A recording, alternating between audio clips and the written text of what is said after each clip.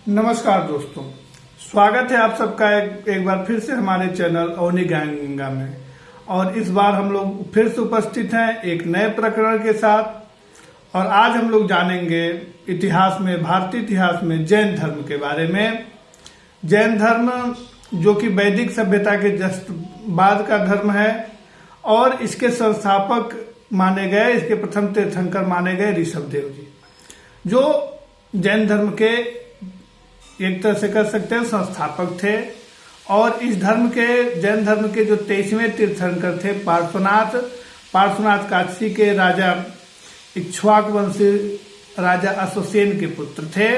और इन्होंने 30 वर्ष तक की अवस्था में संन्यास ग्रहण किया और 83 दिन की तपस्या के बाद इन्हें ज्ञान की प्राप्ति हुई थी। और उसके आधार पर उन्होंने बताया था कि जो शिक्षा दिया उन्होंने सत्य, अहिंसा, अस्तेय, अपरिग्रह, यानी जो पार्श्वनाथ ने शिक्षा दिया सत्य, अहिंसा, अपरिग्रह और अस्तेय, यानी अस्तेय यानी चोरी न करना और अपग्रह यानी संपत्ति न रखना। तो यही जैन धर्म की प्रमुख शिक्षा है। इसी पर पूरा जैन धर्म भी निर्धारित है। इसके बाद जैन धर्म के 24वें तीर्थंकर हुए महावीर स्वामी। इनके माता पिता पार्श्वनाथ के अनुयायी थे और वहीं से इन्होंने उनको शिक्षा मिली कि इनको भी तीर्थंकर बनना चाहिए और 24वें तीर्थंकर के रूप में और अंतिम तीर्थंकर बने जैन धर्म के। उसके बाद कोई तीर्थंकर फिर से नहीं आया। महावीर स्वामी का जन्म 599 ईसा पूर्व में कुंडग्राम में यानी वैशाली में यानी बिहार में हुआ था। और इनके पिता सिद्धार्थ ज्ञात्रिक के कुल के मुखिया तथा माता त्रिशला लिच्छवी राजा चेतक की बहन थी। तो महावीर स्वामी के बचपन का नाम वर्धमान था और इनकी पत्नी का नाम यशोदा था। इनसे यानी महावीर और इनकी पत्नी यशोदा से इनकी एक पुत्री भी थी जिसका नाम अनुज्जा या अणुज्जा या प्रियदर्शिनी था। और महावीर ने भी 30 वर्ष की आयु में माता पिता की मृत्यु के पश्चात अपने बड़े भाई नंदीवर्धन से अनुमति लिया और सन्यासी जीवन को अपनाया। साथ में 12 वर्षों की, जहां पार्श्वनाथ को 83 दिन में ज्ञान की प्राप्ति हो गई, वह महावीर को 12 वर्ष की कठिन तपस्या के बाद इनको ज्ञान की प्राप्ति हुई। और इनको ज्ञान की प्राप्ति कहाँ हुई? तो जिम्भृक ग्राम में। कहाँ हुई थी? जिम्भृक नामक ग्राम में ऋजुपालिका नदी के तट पर साल वृक्ष के नीचे इनको ज्ञान की प्राप्ति। अब यहाँ प्रश्न बन जाता है, कई बार दे देता है कि महात्मा बुद्ध को बोधिसत्व की प्राप्ति कहाँ हुई और महावीर स्वामी को ज्ञान की प्राप्ति कहाँ हुई? तो महावीर स्वामी को जिम्भृक ग्राम में। किस ग्राम में? जिम्भृक ग्राम में ऋजुपालिका नदी के तट पर हुई थी, साल के वृक्ष के नीचे। प्रश्न ये भी बनता है कि महावीर को किस वृक्ष के नीचे ज्ञान की प्राप्ति हुई, क्योंकि बुद्ध के बारे में बार बार मिलता है कि अश्वत्थ पीपल के पेड़ के नीचे प्राप्त हुई थी। तो बुद्ध, इनके बारे में भी ये प्रश्न होता है।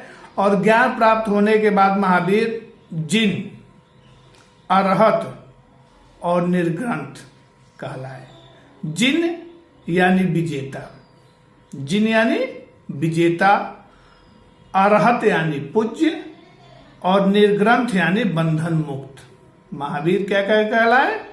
जिन यानी विजेता कहलाए। कैसे विजेता?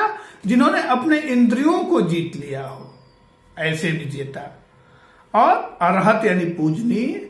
और तीसरा चीज क्या कहलाए? तो तीसरा चीज कहलाए निर्ग्रंथ यानी बंधन मुक्त। बंधन मुक्त कैसा? तो सांसारिक बंधनों से मुक्त कहलाए। और इन्होंने अपना जो उपदेश दिया वह प्राकृत भाषा में दिया, यानी सौरसेनी भाषा में दिया, अर्धमागधी जिसको कहा जाता है।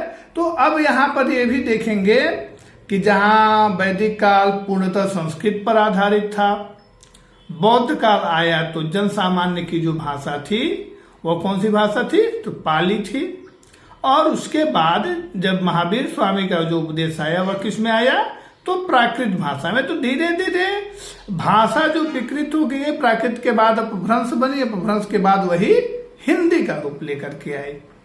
तो अब इसके में भी हमारे को क्रमिक विकास देखने को मिलता है। साथ ही में महावीर के जामाता जो थे, जामाली, उनके प्रथम अनुयायी बने, यानी उनके जो दामाद थे वही महावीर के प्रथम अनुयायी बने।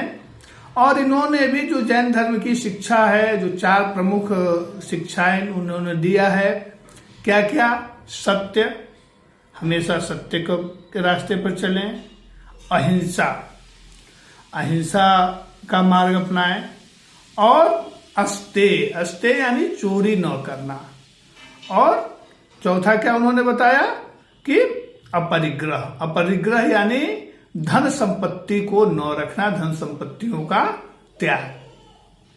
तो यही 4 प्रमुख चीजें इसकी मिलती हैं, जिसमें जैन धर्म के बारे में, जैन धर्म की शिक्षा को प्रमुख रूप से बाद में आगे चल करके, और जैन धर्म जो है वो भी 2 भागों में बट गया, श्वेतांबर और दिगंबर।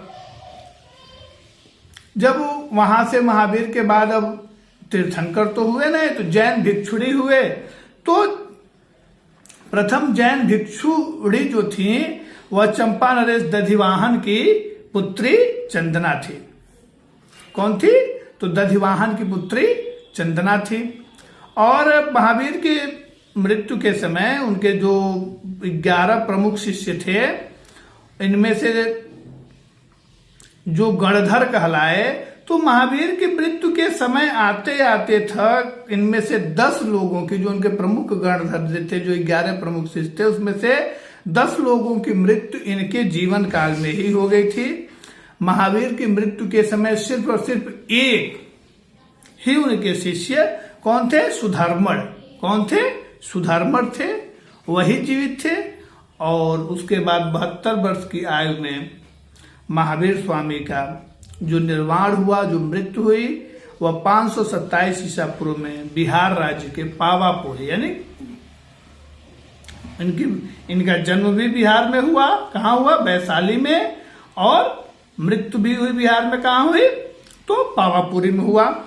और अगर जैन धर्म की शिक्षाएं, जैन धर्म के जो विधान रहे इतने कठिन रहे कि धीरे धीरे जहां बौद्ध धर्म प्रफुल्लित हुआ, बौद्ध धर्म पुष्पपल्लवित होता गया, वहीं जैन धर्म पर ब्रेक लग गया, क्योंकि इसके नियम बहुत कठिन थे।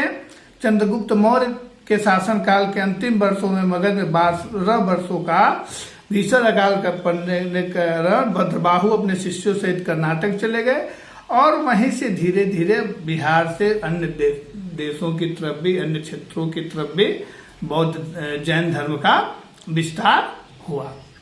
तो इस वीडियो में इतना ही।